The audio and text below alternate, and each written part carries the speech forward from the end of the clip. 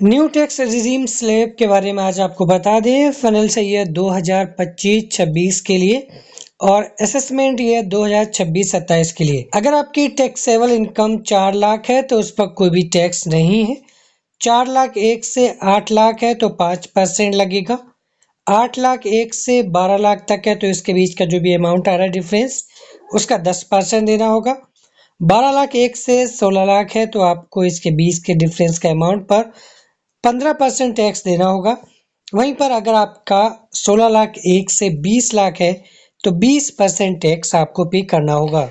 उसके आगे की जो अमाउंट है 20 लाख 1 से 24 लाख है तो 25% और 24 लाख से ज़्यादा आपका अमाउंट बन रहा है तो ऊपर का जितना भी अमाउंट है उसका 30% टैक्स आपको पे करना होगा। वहीं पर रिबेट के बारे में जान लेते हैं। जो न्यू टैक्स रिजीम है उस पर 12 लाख पर ज़ीरो टैक्स रखा गया है।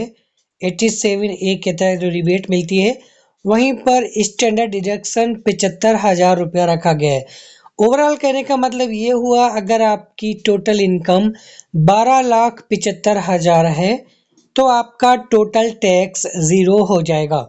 अगर आपकी इनकम 12,75,000 से 1 रुपया भी ज़्यादा हुई तो अभी जो हमने आपको स्लैब्स बताई हैं उस स्लैब के अकॉर्डिंग आपको टैक्स पे करना होगा, तब आपका टैक्स ज़ीरो नहीं होगा। रिबेट जो मिलती है अंडर सेक्शन 87A और न्यू टैक्स रिजीम में 115 BAC 1A के तहत इनकम लिमिट फॉर रिबेट जो थी पहले 7 लाख थी अब 12 लाख कर दी गई है।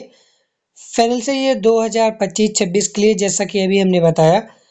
और जो पहले रिबेट मिलती थी वो 25,000 थी लेकिन अब 60,000 हो गई है। ये जो कैलकुलेशन होती है रिबेट 7,000 पर मिलने के बाद आपका जो 12,75,000 पे टैक्स है वो ज़ीरो हो जाता है इसी रिबेट की वजह से। वहीं पर न्यू टैक्स रिजीम में अगर डिडक्शंस की बात करें तो इस टैक्स रिजीम में कोई भी ज़्यादा डिडक्शंस नहीं मिलते हैं। पहला जो स्टैंडर्ड डिडक्शन रखा गया वो 75,000 रुपया रखा गया है।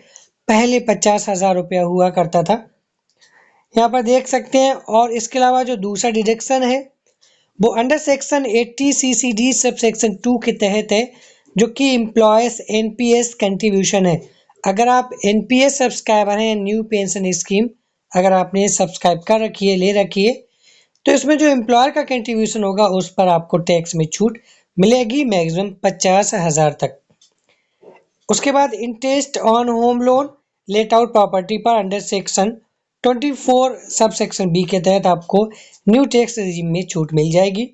वहीं पर अग्निवीर कॉर्पस फंड पर भी सेक्शन 80 CCH सब सेक्शन 2 के तहत छूट मिलेगी, डिडक्शन मिलेगा न्यू टैक्स रिजीम में।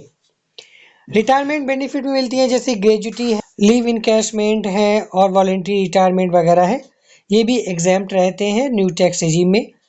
अलाउंसेस में कन्वेंस अलाउंसेस फॉर वर्क है, ट्रेवल ट्रांसफर अलाउंस है, परक्यूसाइट्स फॉर ऑफिशियल पर्पसेस के लिए जो अलाउंसेस मिलते हैं वो टैक्स फ्री है न्यू टैक्स रिजीम में। वहीं पर जैसा कि अभी हमने आपको बताया जो रिबेट 87A मिलती है सेक्शन के तहत वो अप टू 60,000 अगर आपका टैक्स 60,000 तक बना है वो उस पर टैक्स रिबेट 87A के तहत मिल जाने पर टैक्स ज़ीरो हो जाता है। जैसा कि हमने बताया 12,75,000 पर आपका टैक्स ज़ीरो बन जाता है, यानी 75,000 अगर स्टैंडर्ड डिडक्शन घटा दिया जो तो 12 लाख बचा। 12 लाख पर जो टैक्स कैलकुलेशन होगा वहाँ पर ये 60,000 पहुँचेगा। वैसे ही वहाँ पर 87A सेक्शन लागू हो जाने के बाद 60,000 पर टैक्स की छूट मिलने के बाद आपका टोटल 12,75,000 पर टैक्स ज़ीरो हो जाएगा। वहीं पर आपको बताते चलें जो ओल्ड टैक्स रिजीम में सेक्शन डिडक्शंस मिलते थे वो इस न्यू टैक्स रिजीम में नहीं मिलेंगे, जैसे 80C 80D HRA interest on home loan और 50,000 का डिडक्शन रिप्लेस करके 75,000 कर दिया गया, वो तो आपको न्यू में मिलेगा। फिलहाल जो ऊपर के 5 सेक्शन है इनमें आपको कोई भी डिडक्शन न्यू टैक्स रिजीम में देखने को नहीं मिलता, वो ओल्ड में मिलेगा। ठीक है, तो ये न्यू टैक्स स्लैब थी 2025-26 के लिए, यानी असेसमेंट ये 2026-27 के लिए। उसके बाद ओल्ड टैक्स रिजीम क्या है वो हम नेक्स्ट वीडियो में बता देंगे और टैक्स कैलकुलेशन आप किस तरह से कर पाएंगे, आपकी कितनी सैलरी बनी है उस पर वो भी वीडियो हम आपको ज़रूर देंगे, उसमें आप देख सकते हैं।